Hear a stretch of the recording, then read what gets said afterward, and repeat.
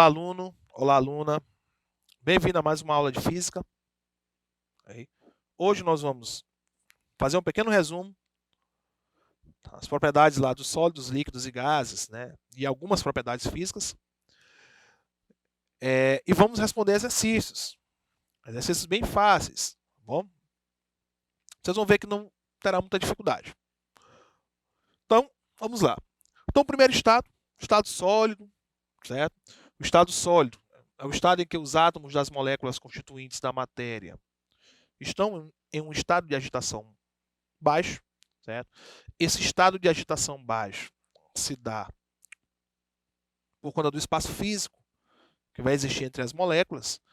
As moléculas estão mais coesas, né? A força de coesão dessas moléculas é uma força muito grande, muito intensa. Okay? O espaço que tem entre essas moléculas é muito pequeno. Logo, a agitação dessas moléculas também será muito pequena. Vai ser uma leve vibração, uma pequena vibração ali onde essas moléculas estão localizadas. O efeito disso, né, a consequência disso será uma temperatura menor. Então, o estado sólido é aquele estado que tem menor temperatura. Ok? Isso levando em consideração os materiais. Ok?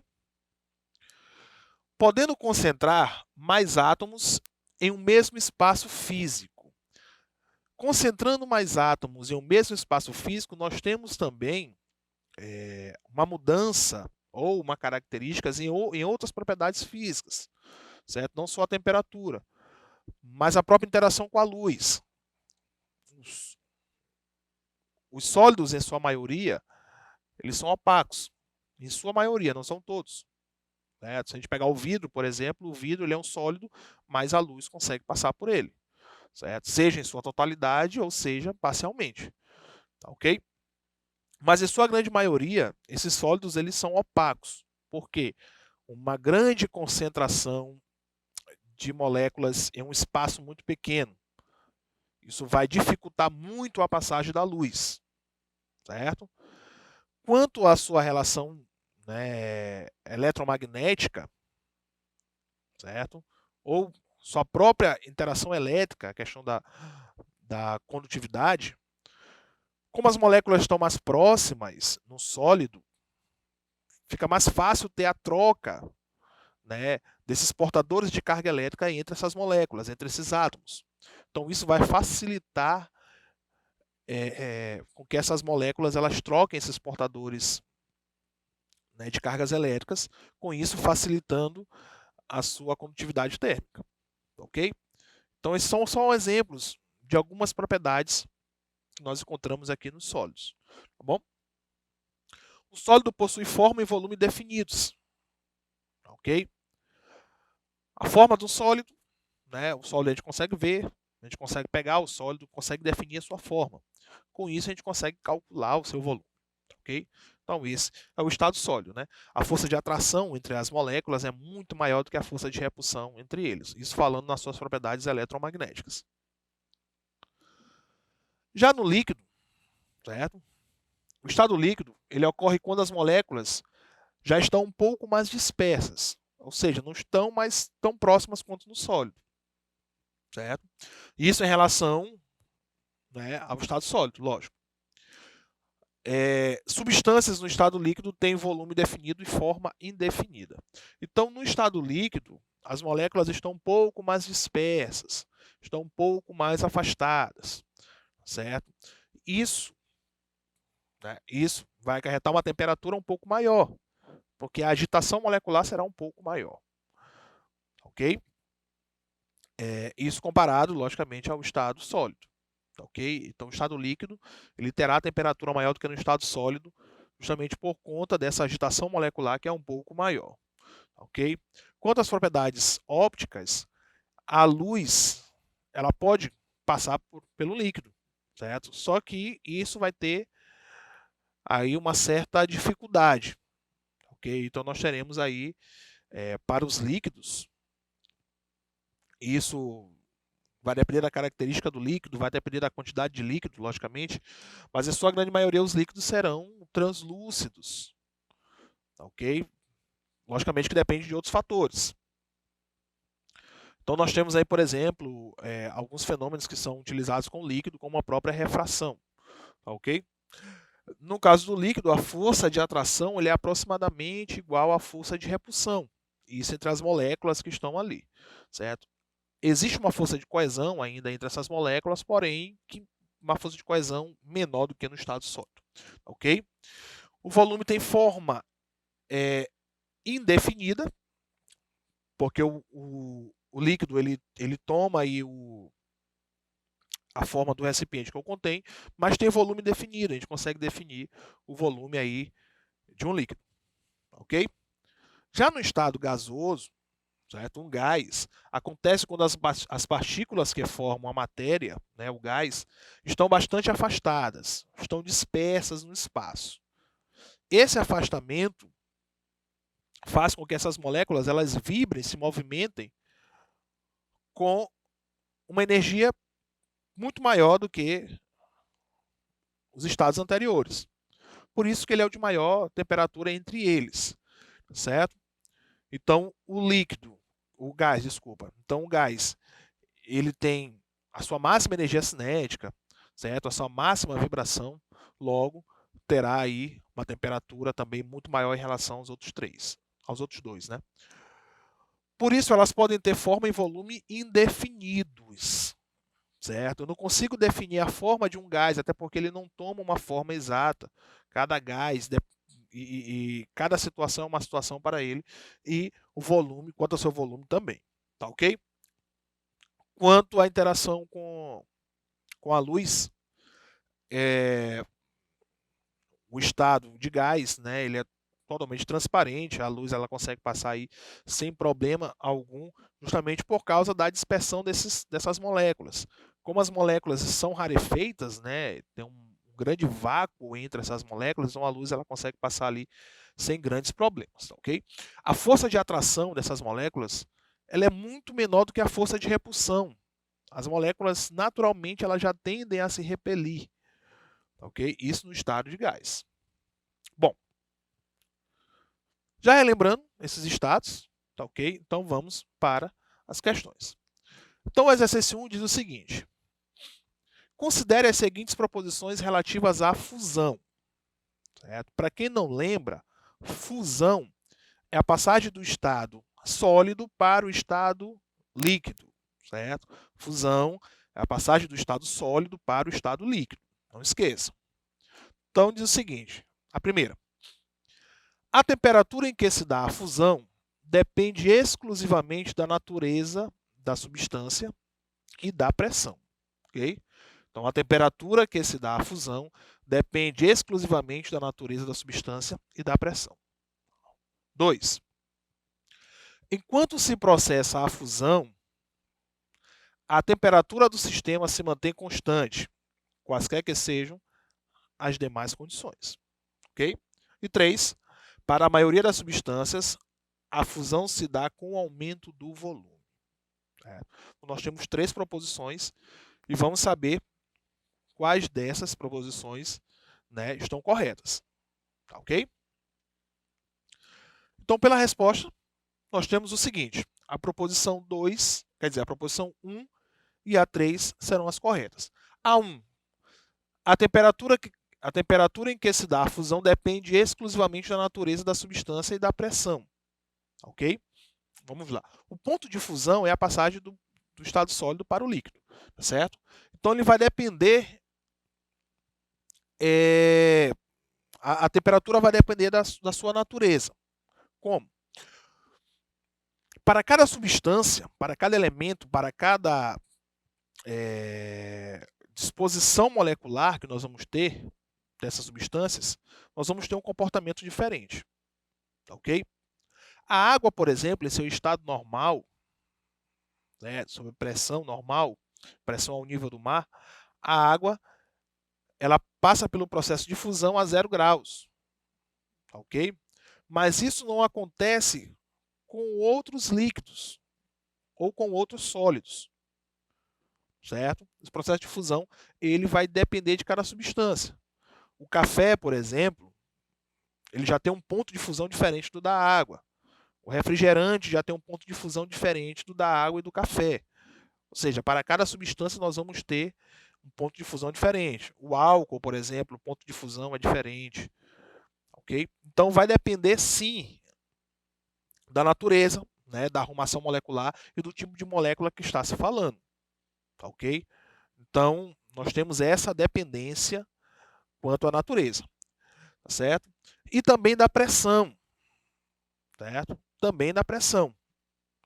A pressão ela também é determinante para essa relação entre o ponto de fusão, certo? Aí das substâncias. Então, quanto nós temos a mudança dessa pressão, né? Quanto maior for a pressão, quanto menor for a pressão, nós temos também a mudança desses pontos de ebulição, tá certo? Entre os materiais. Tá ok? Então depende sim da natureza e depende sim da pressão. Tá ok? No caso da 3, que também está correta, para a maioria das substâncias, a fusão se dá com o aumento do volume. Lógico. Nós temos um sólido.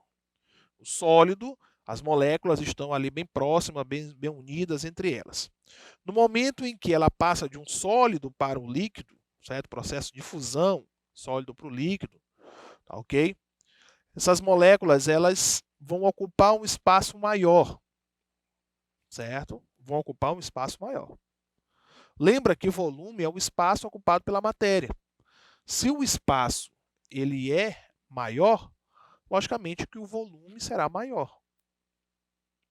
Então, o processo de derretimento da água, por exemplo, percebe-se que a água no estado sólido ela ocupa um espaço, logicamente, mas no estado líquido nós temos o espalhamento dessas moléculas. Então, o espaço ele acaba aumentando. Então, nós temos, na maioria dos casos, o aumento do volume. Tá ok? E por que a 2 ela está incorreta? A 2 diz o seguinte: enquanto se processa a fusão, a temperatura do sistema se mantém constante, quaisquer que sejam as demais condições. Bom, para algumas substâncias e para algumas condições nós temos sim, sejam essas substâncias puras. Um exemplo, a água. A água pura, né, sem nenhuma mistura, ela mantém sim o seu ponto de fusão a temperatura constante. Certo? Então, a condições normais se dá a 0 graus. Então, o sólido ele passa para o estado líquido a 0 graus Celsius. Ok?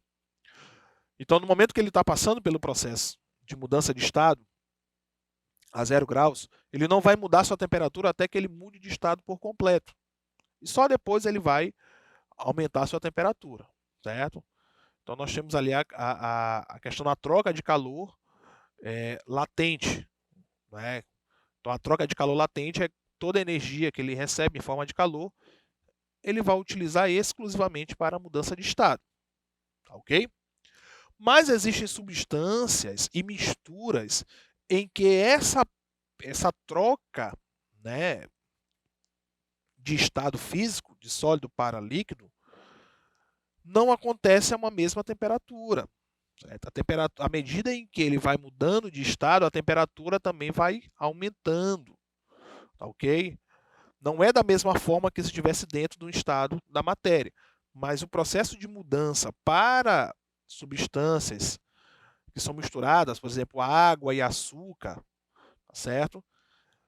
Vai acontecer através de um processo de mudança também de temperatura. Então, a mudança de estado acontece também com uma mudança de temperatura. Então, tem que ficar ligado nisso aí. Então, a resposta é a letra C. Ok? Questão simples. Só ficar ligado no que aconteceu na aula, que não tem nenhum problema. Ok? A questão 2 diz o seguinte: quanto aos estados físicos da matéria, assinale o que for correto. 1. A fusão é um processo que ocorre com o rompimento de ligações e formações de átomos livres, elétrons e íons, numa distribuição neutra de cargas. 2. O ponto de ebulição de uma substância pura varia de acordo com a pressão atmosférica. 3. A vaporização é um processo que ocorre à temperatura ambiente, embora se intensifique em temperaturas mais altas, né? E a 4, a passagem de uma substância do estado gasoso para o estado líquido pode ocorrer sem variação de temperatura. Okay? Então, nós temos aqui as proposições, né? E pede para assinalar o que for correto. Okay? Então, vamos lá. Então, como resposta correta, nós vamos ter a proposição 2, 3 e 4. Certo? Então, vamos entender por que elas estão corretas. No caso da 2, né, diz assim, o ponto de ebulição de uma substância pura varia de acordo com a pressão atmosférica. Falamos isso na questão anterior. O ponto de fusão ele pode mudar com a variação da pressão. O ponto de ebulição também é a mesma coisa. Então, o ponto de ebulição ele pode mudar o seu valor de acordo com a pressão. Certo? Uma forma de se mudar a pressão também é mudar a altitude. Então, em locais mais altos, né, que estão muito acima do nível do mar, o ponto de ebulição ele muda, ele acaba ficando menor. Certo? Isso para a água, por exemplo, ele acaba ficando menor. Então, ele vai mudar sim com a questão da pressão. O 3, vamos ver por que está correto. A vaporização é um processo que ocorre a temperatura ambiente, embora se intensifique em temperaturas mais altas. A vaporização, certo? O evaporação, ele vai acontecer a temperatura ambiente. Certo? Um exemplo disso é você colocar uma roupa no varal. Certo? Lavou a roupa, colocou no varal. Se você colocou sobre incidência solar ou no local em que não tem incidência solar, se colocou a sombra, certo? Essa água, a água que está nessa roupa, né? Que a roupa está molhada, ela vai evaporar de qualquer forma. Tá ok? O que vai mudar é o seguinte, é que se você colocar sobre incidência solar, sobre radiação solar, você vai acelerar o processo de evaporação. Então a água lá não precisa chegar a 100 graus Celsius, né? Não precisa ebulir, não precisa ferver para mudar de estado. Vai acontecer a temperatura ambiente, porém é um processo mais lento. Você pode intensificar ele colocando a temperaturas mais altas. Tá ok? E o 4, a passagem de uma substância do estado gasoso para o estado líquido pode ocorrer sem variação de temperatura? Sim, substâncias puras. Certo? A água pura é um exemplo. Ok? Então, passar do estado gasoso para o estado líquido, né, lá no ponto de condensação acontece a uma temperatura pontual. Ok? Nós temos a mudança de estado. Uma outra forma também de sem mudar a temperatura é mudando a pressão. Então, você pegar um vapor de água, por exemplo, e fazer a mudança dessa pressão a uma temperatura pontual, que não precisa ser o ponto de condensação, ok? Você vai fazer com que o estado da matéria se mude, certo? Passe do estado de gás, quer dizer, do estado de vapor, desculpa, certo? Para o estado líquido, certo? Então você pode fazer a temperatura pontual, porque no caso de uma mistura pura, né, de uma substância pura, desculpa, a temperatura pontual, ou pode fazer só com a mudança da pressão, tá ok? E a 1, por que a 1 está incorreta?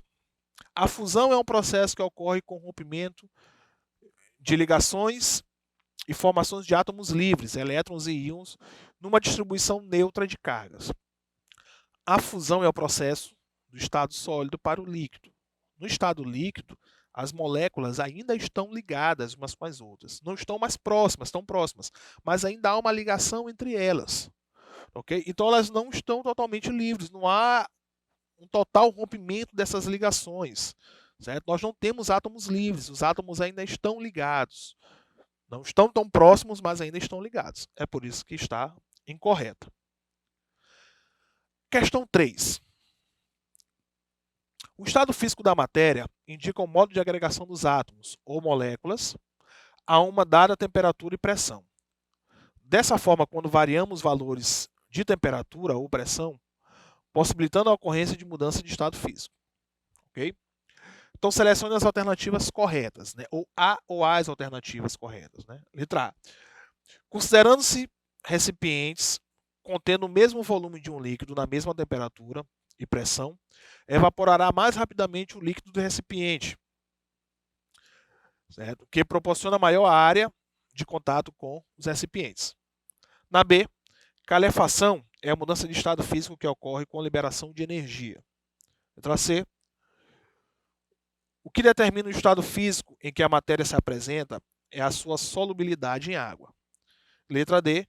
Solidificação e ebulição são transformações endotérmicas. E letra E. Quanto menos intensas forem as forças intermoleculares, mais volátil será a substância e menor será a sua temperatura de ebulição. Okay? Então, essas são as alternativas. Então, vamos ver qual ou quais estão corretos. Certo?